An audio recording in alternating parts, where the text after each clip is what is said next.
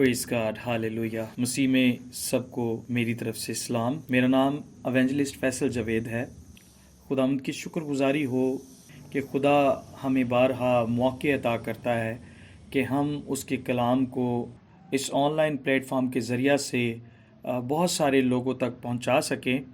मैं शुक्रगुजार हूं होप टीवी का भी, जिन्होंने ये बड़ी खूबसूरत काविश की है कि हम ऑनलाइन लोगों तक पहुंच सके। जो लोग चर्चिज़ में नहीं जा सकते, हम उन तक पहुंच सकें और उनको कलाम सुना सकें। और ये बड़ी खूबसूरत काविश है। जैसा कि मैं पहले बता चुका हूं कि मैं जो सलीब पर यीशु मसीह ने कलमात अदा किए हैं, उन पर पूरी सीरीज़ को बयान कर रहा हूं। जैसे मैंने पहला कलमा बयान किया कि ऐ बाप इनको मुआफ़ कर, क्योंकि ये नहीं जानते कि क्या करते हैं। आज दूसरा कलमा आपके सामने बयान करने जा रहा हूँ, जो फिरदौस के ताल्लुक़ से है। बहुत सारे लोग इस बात से वाकिफ़ हैं कि यीशु मसीह ने दूसरा कलमा जो अपने होशो हवास में बोला, वो ये था कि तू आज ही मेरे साथ फिरदौस में होगा। और ये बड़ा खूबसूरत कलमा है। मैं खुदावंद का शुक्रिया अदा करता हूँ कि खुदावंद ने मुझे ये दयानतदार जानते हुए ये कलाम सुपुर्द किया ताकि मैं लोगों तक इस कलाम को पहुँचा सकूँ। ये मैंने जैसे लास्ट टाइम बताया था कि मैं इसके पस मंज़र पर नहीं जाऊँगा कि किस टाइम पर बोला गया, और बहुत सारी गो कि मैं इन सब चीज़ों से वाकिफ़ हूँ।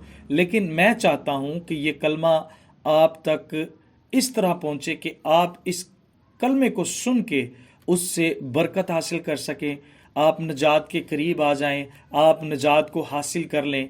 मैं इस तरह से इस कलमे को बयान करना चाहूँगा। वक्त को ज़ाया किए बिना मैं आप तक इस कलमे को पहुँचाना चाहता हूँ।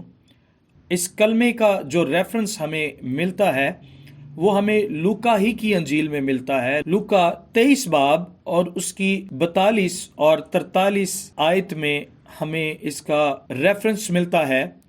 लेकिन इसका जो पीछे वाला पस मंज़र है वो बड़ा ही खूबसूरत है। हम इसको भी साथ साथ में स्टडी करेंगे, देखेंगे। खुदा के कलाम में यूं लिखा है, लूका की अंजील 23 बाब और उसकी 42 आयत में, फिर उसने कहा, ऐ यीशु, जब तू अपनी बादशाही में आए तो मुझे याद करना। उसने उससे कहा, मैं तुझसे सच कहता हूँ कि आज ही तू मेरे साथ फिरदौस में होगा। पाकलाम के पढ़े और सुने जाने पर खुदावंद की बरकत हो। गिनती के एतबार से ये कलमा नंबर 2 है, और बड़ी खूबसूरत तरीके से गिनती के एतबार से ये कलमा नंबर 2 है। और सलीब पर इसे यीशु मसीह ने 2 डाकुओं के दरमियान कहा। और याद रखिएगा, ये 2 डाकुओं के दरमियान लटकाए जाने का जो हमें पस मंज़र नज़र आता है, जो मंज़र हमें नज़र आता है, ये कोई हादसाती तौर पर नहीं हुआ, बल्कि ये पेशन गोई पूरी की गई कि वो खताकारों के साथ शुमार किया गया। और इसका हमें जो रेफरेंस मिलता है, जो हवाला मिलता है, वो यशायाह 43 बाब और उसकी 12 आयत में हमें ये मिलता है। और ये पेशन गोई 700 साल पहले यीशु मसीह के हक में लिखी गई कि वो खताकारों के साथ शुमार किया गया। और ये बड़े ही उम्दा और खूबसूरत तरीके से ये बात लिखी है कि वो आदमियों में हकीरो, मरदूद, मर्दे गमनाक और रंज का आशना था। लोग उससे गोया रूपोश थे, उसकी तहकीर की गई और हमने उसकी कुछ कदर ना जानी। ये बात हमें यशायाह 53 में हमें मिलती है। ये कोई हादसाती तौर पर यीशु मसीह के साथ नहीं हुआ।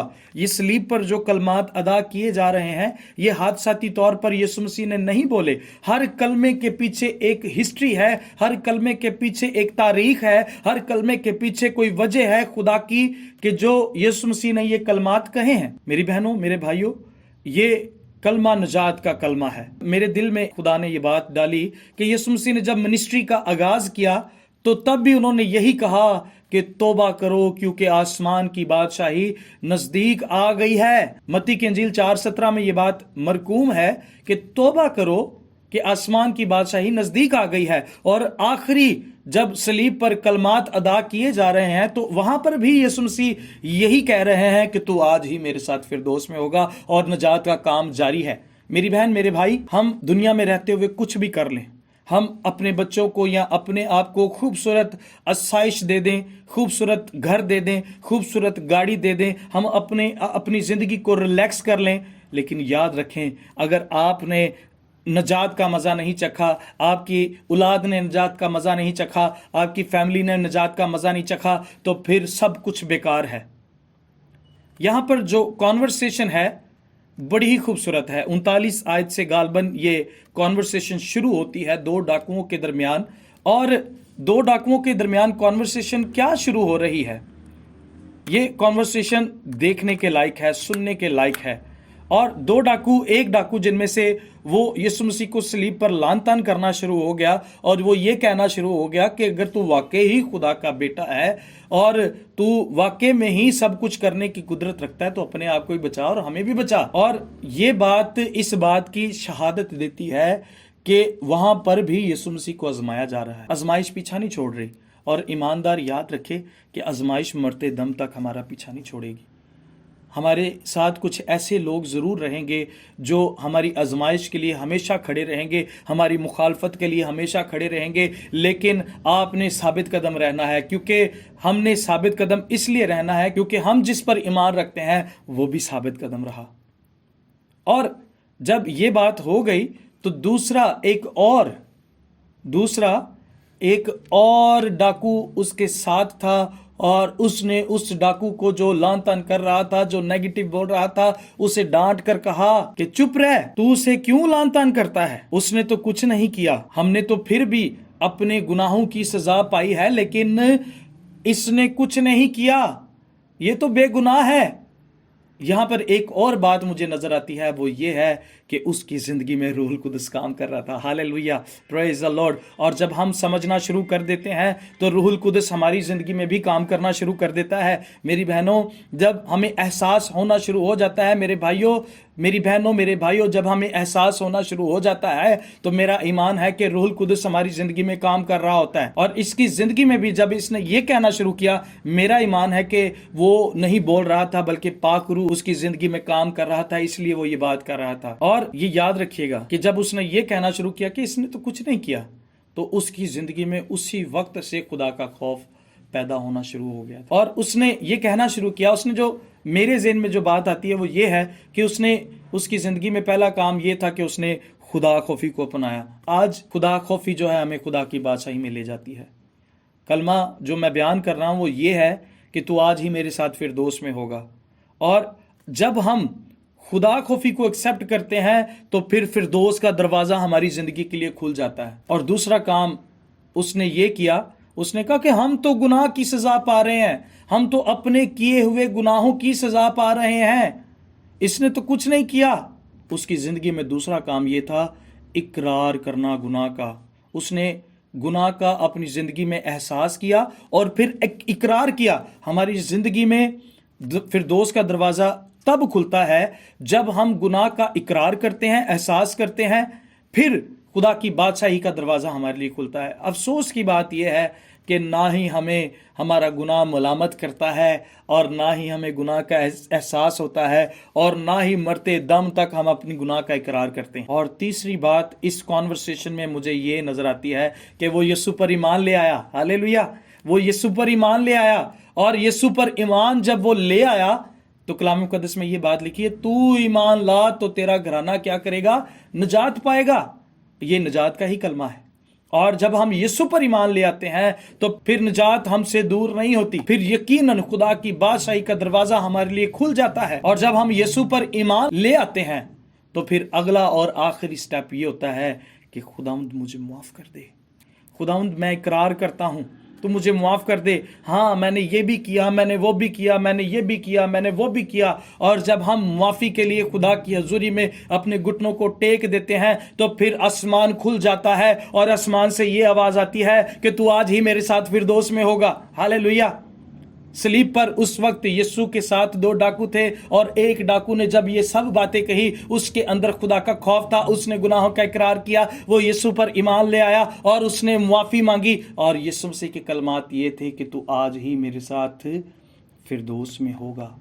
उसने सलीब पर ही निजात पा ली थी। और जब यीशु ने उसे कहा कि आज ही तू होगा, तो इसका मतलब है, मैं इस बात पर ईमान रखता हूं कि वो उसी पल से उसकी बादशाही में शामिल हो गया था। बड़ी खूबसूरत चीज़ है, बड़ी खूबसूरत बात है। याद रखिए मेरी बहनों, मेरे भाइयों, ये अमल जो है बड़ा ही ज़रूरी है।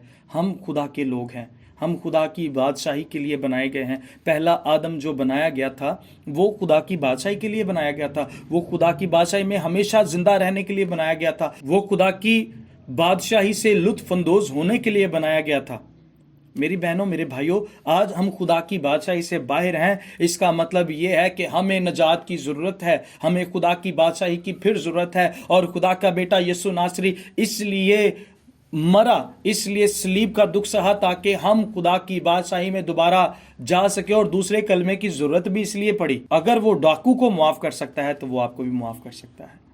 उसका फजल बहुत बड़ा है। बहुत दफ़ा हम ये समझते हैं कि मेरा गुनाह बहुत बड़ा है, अब मैं मुआफ़ नहीं किया जा सकता, शायद अब मुआफ़ी नहीं मिल सकती, शायद मुआफ़ी के दरवाजे बंद हो चुके हैं। मेरी बहनों, मेरे भाइयों, ये बात याद रखें, आपका गुनाह जितना ही बड़ा क्यों ना हो, कितना ही बड़ा क्यों ना हो, याद रखिएगा कि खुदा का फजल उससे भी बड़ा है। ये बात बड़ी गौरतलब है। आपके लिए मुआफ़ी का दरवाज़ा हमेशा खुला है, वो कभी भी आपको रद्द नहीं करता।